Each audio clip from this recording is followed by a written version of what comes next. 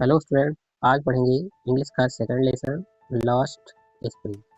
Lost मतलब खोया हुआ, स्प्रिंग मतलब बसंत, खोया हुआ बसंत। स्टोरी मतलब कहानियाँ। आप स्टोलन चुराई हुई चाइल्डहुड बचपन की, तो बचपन की खोई हुई कहानियाँ। इसकी राइटर है अनीस जैन। तो इसमें उन बच्चों के बारे में वर्णन किया गया है जो कबाड़ इकट्ठा करते हैं। और इसमें अनीस जंग जो होती है वे साहब से कहती हैं। एक साहब नाम का लड़का होता है और वो कबाड़ को इकट्ठा करता है, तो उससे पूछती हैं कि तुम ऐसा क्यों करते हो। तो देखते हैं, यहाँ से पढ़ेंगे। यहाँ से देखते हैं।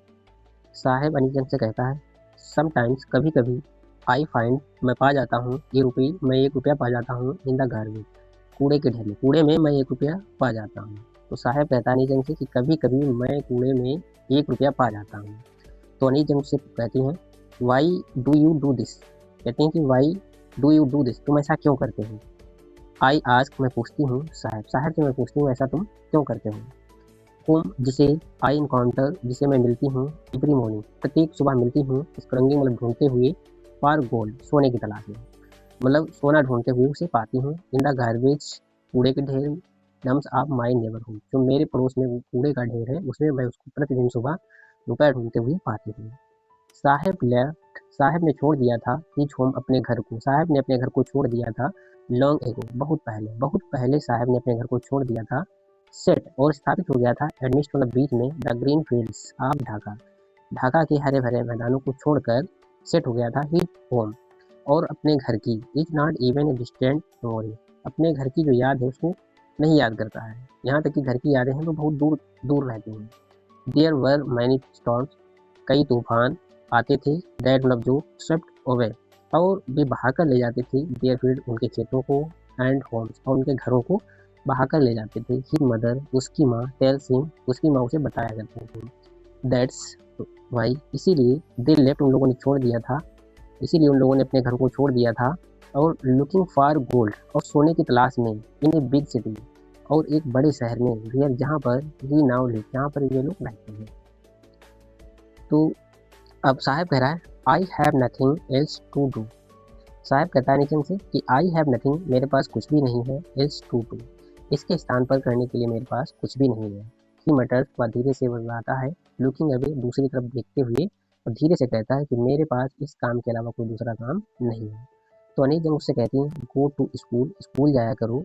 आई से, मैं कहती हूँ ग्लिबली, धीरे से, मैं धीरे से उससे कहती हूँ कि तुम स्कूल जाया करो। रियलाइजिंग, यह अनुभव करते हुए, इमीडिएटली, तुरंत ही यह अनुभव करते हुए कि हाउ हॉलो द एडवाइस, कि यह सलाह मस्ट साउंड, कितनी खोखली है, जो मैंने उसको सलाह दी है वह कितनी खोखली है। साहब कहता है, there is no school in my neighbourhood, कहता है देयर इज नो स्कूल, कोई भी स्कूल नहीं है, इन माई नेबरहुड, मेरे पड़ोस में कोई भी स्कूल नहीं है। व्हेन, जब, दे विल्ड वन, जब कोई व्यक्ति स्कूल बनवाएगा, तो आई विल गो, तो मैं स्कूल जाऊंगा। साहब कहता है कि जब कोई व्यक्ति स्कूल बनवाएगा तो मैं स्कूल जाऊंगा। तो अनिल जंग उससे कहती हैं, if I start a school, कहते हैं इफ़, यदि, आई स्टार्ट स्कूल, यदि मैं स्कूल को बनवाऊँ, विल यू कम, क्या तुम आओगे। आई आस्क, मैं पूछती हूँ, हाफ जोकिंग, थोड़ा मजाक करते हुए पूछती हूँ, क्या मैं अगर स्कूल बनवाऊँ क्या तुम पढ़ने आओगे। साहब कहता है, यस, हाँ। ही सेज, वह कहता है, यस, हाँ। स्माइलिंग ब्रॉडली, थोड़ा हंसते हुए कहता है, हाँ, मैं आऊँगा।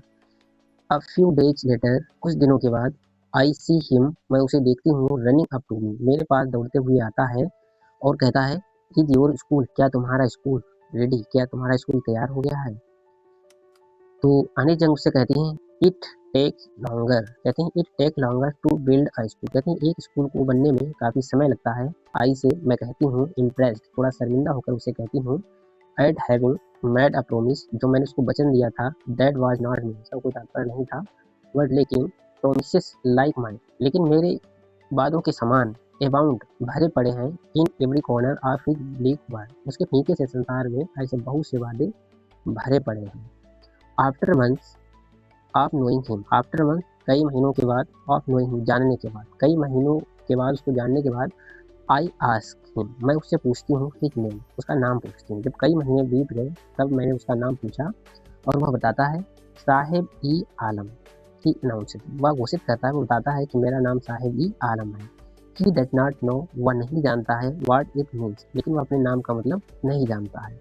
इफ यदि ही न्यू, यदि वह जानता होता इट्स मीनिंग, इसके अर्थ को, तो लॉर्ड ऑफ यूनिवर्स, तो वह ब्रह्मांड का ज्ञाता होता। He would have a hard time believing it, और इस पर विश्वास करना बहुत ही कठिन था।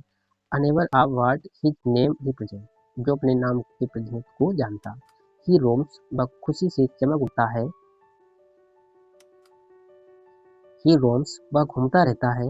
The streets with his friend, तो स्ट्रीट विथ हिज फ्रेंड, वह अपने गली के फ्रेंड मित्रों के साथ घूमता रहता है।